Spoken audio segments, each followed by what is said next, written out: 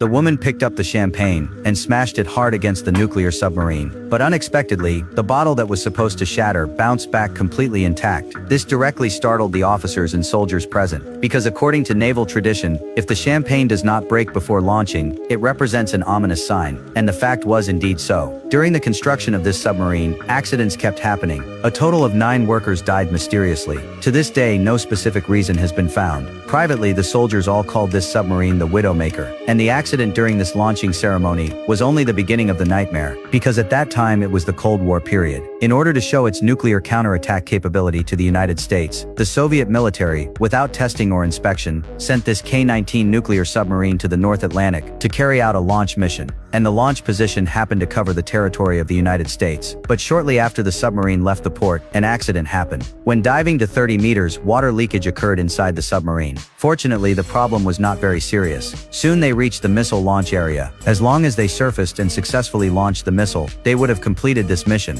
But at this time, the captain did not choose to carry out the mission. Instead, he ordered the submarine to make an emergency dive, because he wanted to test the limit of this submarine. Soon the submarine reached a depth of 250 meters underwater, but the captain still wanted to continue diving. However, the deputy captain believed that if they continued like this, the submarine might be crushed by the enormous water pressure. But the captain ignored everyone's dissuasion, and ordered the submarine to dive again. However, when the submarine reached a depth of 300 meters underwater, the powerful water pressure caused the hull to begin to deform.